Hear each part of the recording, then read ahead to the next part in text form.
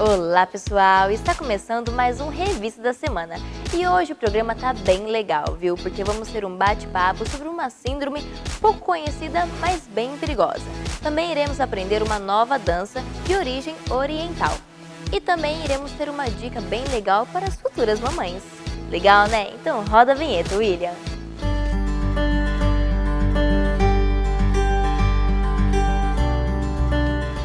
Quem eu convidei para o nosso bate-papo hoje é a Adriana Botelho, que é professora do curso de Psicologia da Unifev e também coordenadora da pós-graduação em Psicologia do Trabalho. Tudo bem, Adriana? Tudo bem, boa tarde.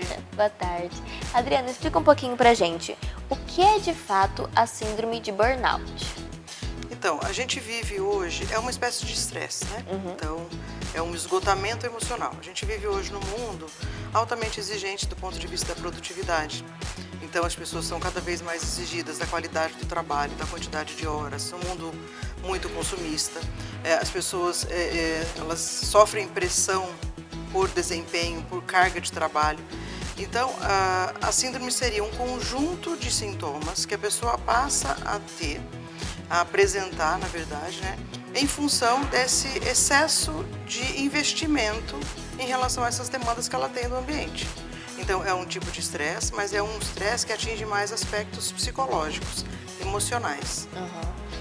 E, por exemplo, no caso daquela jornalista, Isabela Machado, que teve, né, apresentou essa síndrome em 2018, no ano passado. Ela falou que os primeiros fatores que foi aparecendo foi a privação de sono, a depressão e outros fatores que foi acarretando devido a isso.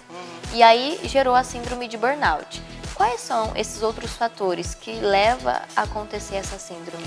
Na verdade, você tem hoje, você tem excesso de trabalho, excesso de demanda, você tem alto nível de exigência, você tem uma carga de trabalho muito grande, você tem pouca autonomia, conflitos no trabalho, pouca participação no processo decisório. Então, o ambiente de trabalho, a relação com colegas é desgastante, a relação com as pessoas é desgastante, o nível de competência exigido é muito alto, né?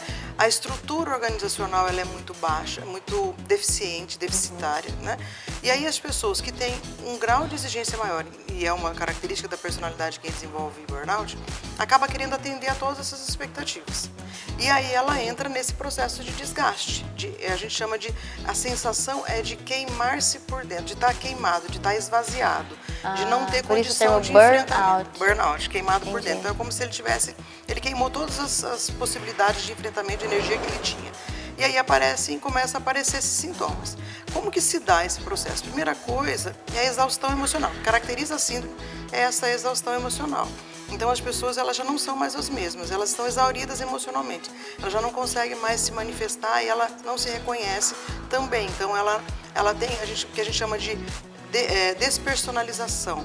Então ela já não se reconhece mais como aquela pessoa que, mas antes eu dava conta e agora eu não dou mais, né? Então esse é um fator. E a outra coisa é a diminuição da capacidade de realização. Então as pessoas elas não se percebem mais com aquela capacidade de fazer as coisas. Na despersonalização tem um cinismo, tem uma distância. Então as pessoas começam a não mais ligar para o que o outro sente, pensa, vai acontecer. Na exaustão emocional, as pessoas ficam fadigadas, elas ficam irritadas, né? E aí começa a apresentar os sintomas, né? Então, o que você falou, a questão dos sintomas físicos, né? Então, começa a ter distúrbios gastrointestinais, começa a ter privação de sono, começa a ter queda de cabelo, começa a ter...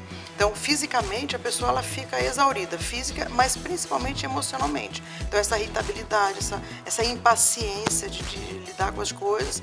Aí vem a questão da depressão, porque ela baixou todas as habilidades dela de lidar com essas demandas, então aparece depressão e em alguns casos até suicídio, né?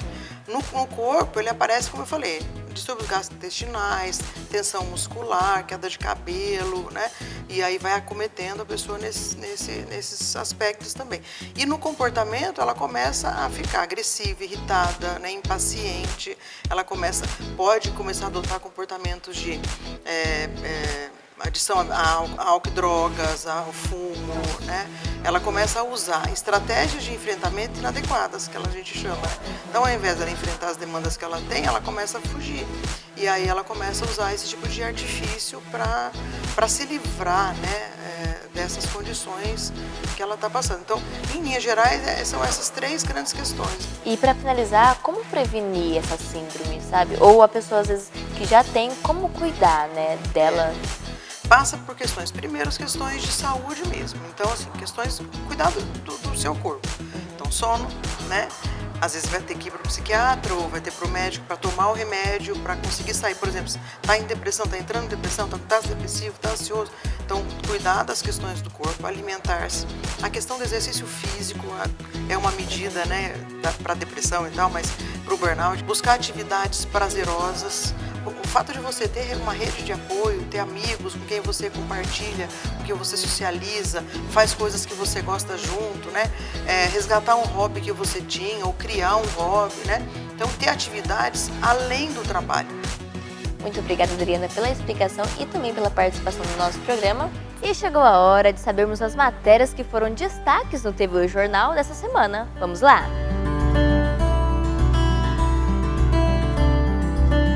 O jornal falou nessa semana sobre um projeto a favor do meio ambiente, que tramita na Câmara Municipal daqui de Votuporanga. De autoria do vereador Emerson Pereira, a proposta proíbe o uso de canudinhos plásticos que não sejam biodegradáveis nos estabelecimentos comerciais da cidade. O jornal também falou sobre o vestibular de medicina da Unifev, para a formação da 8ª turma de medicina da instituição. Mesmo com o clima de tensão para a prova, os vestibulandos foram recepcionados com muita festa pelos calouros. E teve mais atividade na instituição Unifev. Os alunos do Colégio Unifev participaram do primeiro festival de natação, que foi realizado lá no Complexo Poliesportivo. Vamos para um rápido intervalo agora, mas não sai daí porque daqui a pouco a gente volta e vamos ter uma dica bem interessante para as futuras mamães e também iremos aprender uma nova dança. Até já!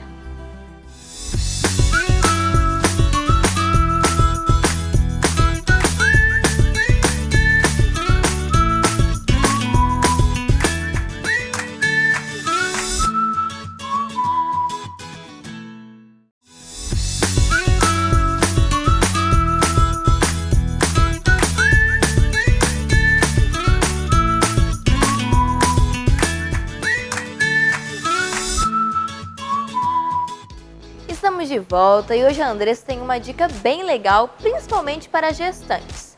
Tudo bem, Andressa? Explica mais sobre isso.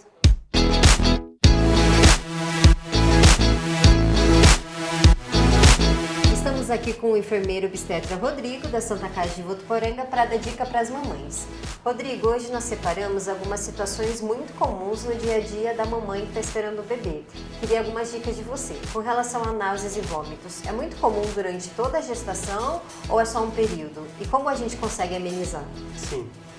A questão das náuseas e vômitos durante a gestação, ela é mais comum nas fases iniciais, no primeiro trimestre. Então, nos primeiros 3 meses de gestação, é esperado que essa mulher ela tenha um pouco mais de náusea e pode ser que ocorram os vômitos também. Isso se dá através de um desarranjo hormonal.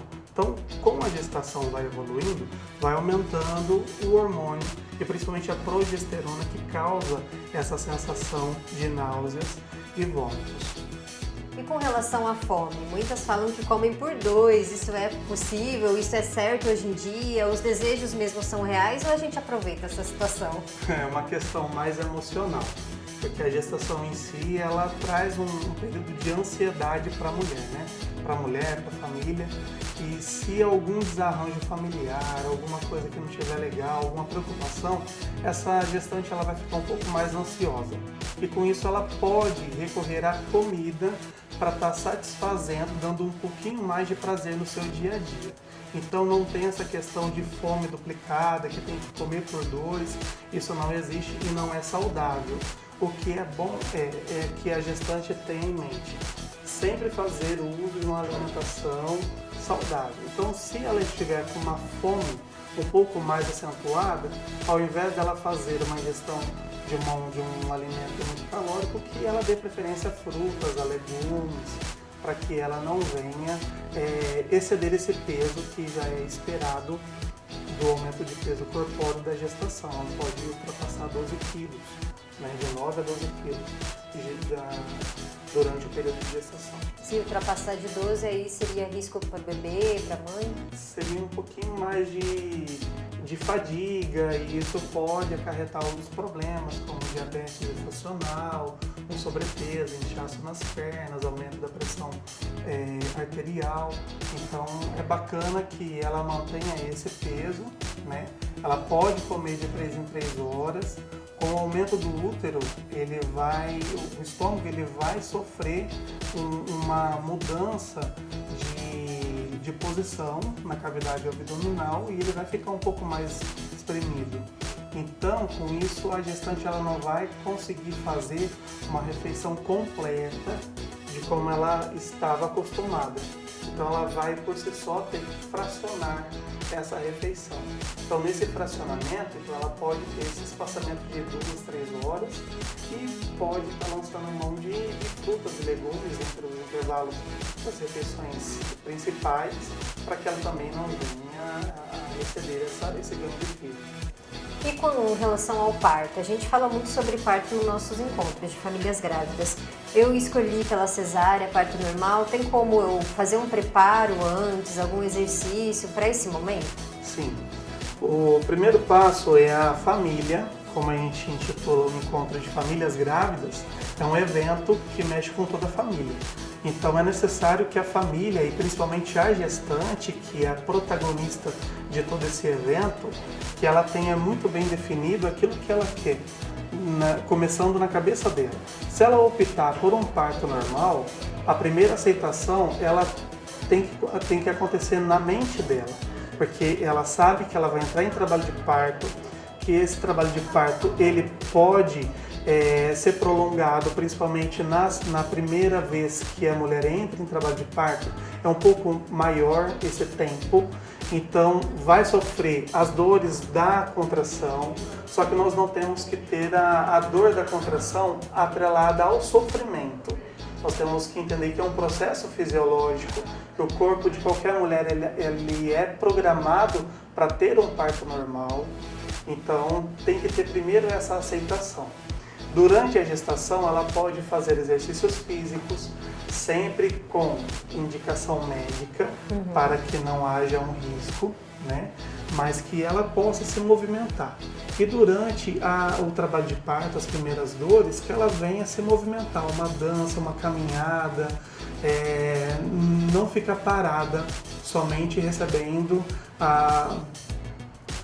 tendo as contrações, ela tem que se movimentar, porque o bebê ele se encaixa mais rápido, as contrações elas ficam mais intensas, em um menor espaço de tempo esse bebê já vai ter nascido, do que uma mulher mais passiva durante o trabalho de parto. Então, a movimentação corpórea, ela ajuda em muito durante o trabalho de parto. E se a mulher ela optar por uma cesárea, que isso seja bem definido, conversado com o médico. O interessante é que toda gestante entrasse em trabalho de parto primeiro, para depois ela ser encaminhada à cesárea, se ela optar por uma cesárea. Porque nesse momento que ela entrar em trabalho de parto, é a resposta fisiológica de que tudo está na hora certa de acontecer. E não é uma coisa simplesmente agendada por comodidade dela, da família e do médico. Então a cesárea, ela pode ser muito bem empregada, ela é humanizada também. Então quando a gente fala de parto humanizado, a gente não está falando somente de parto normal humanizado, é o nascimento humanizado. Então nós nos preocupamos muito aqui na Santa Casa de oferecer uma assistência qualificada e humanizada, e isso estende tanto ao parto normal quanto à cesárea.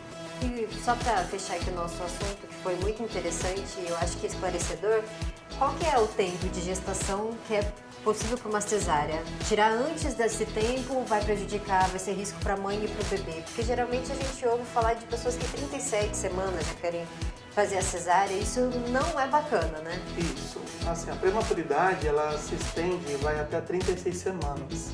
Então, quando a gestante ela completa 37 semanas, ela já está apta para ter um trabalho de parto ou uma cesárea. Só que, como existe alguns erros de cálculo de idade gestacional, seja por um pré-natal tardio ou um erro de mensuração. Às vezes a gestante ela não se lembra qual foi a data da última menstruação dela. Às vezes o primeiro ultrassom que ela realizou da gestação foi além das 14 semanas, então fica difícil você ter uma exatidão. Por conta dessa faixa de percentual de mais para menos de 2 semanas, então fica muito precoce resolver tirar um bebê com 37 semanas. Porque se houver um erro de cálculo, 37 menos 2 vai dar 35. Então cai na prematuridade. Então hoje tem uma lei no CRM de que se não houver um risco de morte de segurança para mãe e bebê, com até 39 semanas não se pode optar por interrupção de gestação. Muito obrigada, Rodrigo. Foi ótimo o nosso assunto e tenho certeza que as mães vão acompanhar e aproveitar todas essas dicas. Obrigado, fico feliz e agradeço a oportunidade. É isso aí, gente. Anotaram todas as dicas? Olha, até para quem vai ser mamãe, a gente já tá aqui de olho. Até a próxima. Obrigada, Andressa, por mais uma dica e chegou o momento de aprendermos uma dança nova. Eu vou dar algumas dicas para você. A dança ela é bem conhecida por nós e tem origem oriental. Ainda não sabe que dança estamos falando? Hoje vamos aprender a dança do ventre.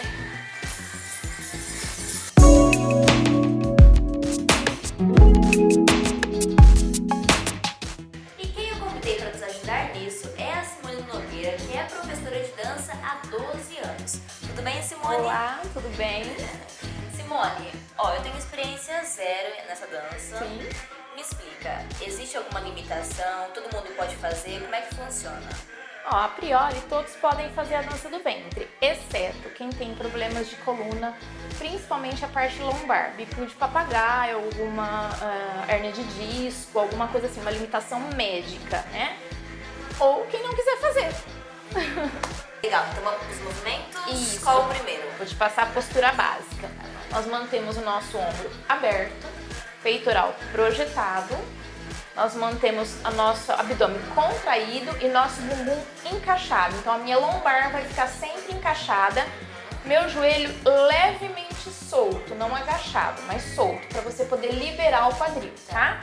Braços alongados, mais ou menos na altura dos seios, tá? Dedos fechadinhos. Vou te passar um movimento basiquinho chamado batida lateral, ok? Você vai transferir o peso do seu quadril para o lado e depois para o outro.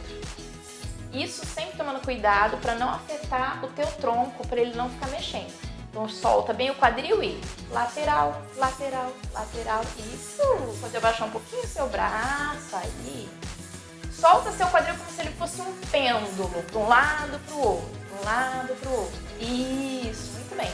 Essa daqui nós chamamos de batida lateral, ok? Tá. Um próximo movimento que todo mundo quer aprender na dança do ventre é um tremido, ou popularmente conhecido como shimmy, tá? Para isso eu vou deixar o meu joelho solto e vou alternar como se eu quisesse trocar o joelhinho, ó, um para frente e um para trás. E deixo o meu quadril bem soltinho. Aí eu vou acelerar esse movimento, fazer ele bem curtinho e rapidinho. Aí já tá tremendo.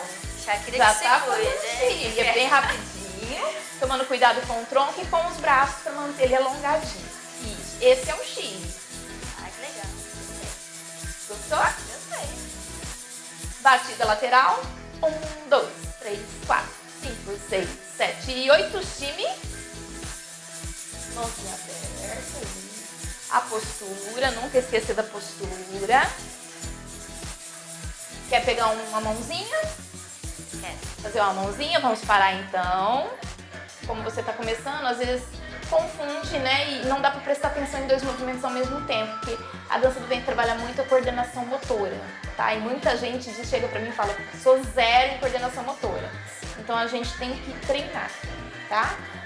Porque a dança do ventre trabalha com dissociação corporal. Às vezes eu tô fazendo um movimento lento em cima e tô tremendo embaixo. Tô fazendo um movimento de braço em cima e tô tremendo embaixo. Tô fazendo uma batida em cima e o braço Então, isso trabalha demais a postura, coordenação motora, e nós trabalhamos, a dança do ventre em si trabalha toda a musculatura do corpo, tá? Não é só. Então, a mãozinha, geralmente, nós vamos fazer o seguinte. Imagina que na sua frente tem uma parede, certo? Vamos começar com a mãozinha direita. Você vai trabalhar o pulso. Imagina que sua mão é um pincel. Você vai passar a tinta na parede com o pincel, evitando mexer muito o braço, somente a mãozinha, bem leve. Esse é um dos movimentos da mãozinha. Isso. Posso te ajudar? Aqui, mantém. Aí você vai pintar, deixa o dedão escondido, pinta a parede. É um movimento de pulso. Você desce com os dedos esticados e sobe com eles relaxados. Esticados, relaxados. Esticados, relaxados. Quer tentar com as duas? Coloca a mãozinha aqui e vamos pintar a parede. Estica, relaxa. Estica, relaxa. Estica, relaxa. Olha que legal. Nós temos também o movimento rotatório. Você vai esticar para fora, relaxar para dentro. Estica para fora, relaxa para dentro. Estica para fora, relaxa para dentro. Isso. Consegue fazer isso com a batida lateral? 1, 2, 3, 1, 2. Aqui tem que ser devagar, lá embaixo tá batida. Só acelerar. Isso. Certo. 1, 2. E o time? Mas como é que você faz isso? Outro movimentinho também que é básico. Nós colocamos a pontinha do pé para fora, calcanhar e joelho para dentro. Isso. E a perna base vai ficar soltinha. Vou encaixar o quadril sempre, guardar o bumbum, abrir o peitoral, alonguei a mãozinha. E eu vou, com a minha musculatura da cintura, eu vou puxar o meu quadril e soltar. Levantou, desce. Eu vou bater para baixo, ó. 1, 2, 1, 2, 1, 2. Rapidinho. 1, 2, 1, 2, 1, 2. Aí. Parece uma dança fácil, mas não é. Aí eu falo que cada pessoa tem um tempo de aprendizagem. Muitas pessoas chegam em mim e falam assim: ah, tem um tempo determinado para aprender? Quanto tempo eu fico boa? Eu falo: olha, isso depende muito, depende da sua consciência corporal, do seu alongamento, depende da sua flexibilidade, depende do seu entendimento do pulso, do seu conhecimento, né, do corpo, que a gente... Você aprendeu a mãozinha, também movimento rotatório, que você pode trabalhar aberto. Você aprendeu o camelo, você pode trabalhar a mãozinha com o camelo. A mão pode ser trabalhada com qualquer passo. Depende do que, tá? Como você vai fazer. Legal, gostei de aprender, viu, Simone? Muito obrigada pelas dicas. Imagina, eu que agradeço a oportunidade de mostrar um pouquinho da dança do ventre, tá, gente? Gente, não é difícil, viu? É um pouquinho, tem alguns passos que são difíceis, mas não são impossíveis. O Revista da Semana fica por aqui. Eu espero muito que você tenha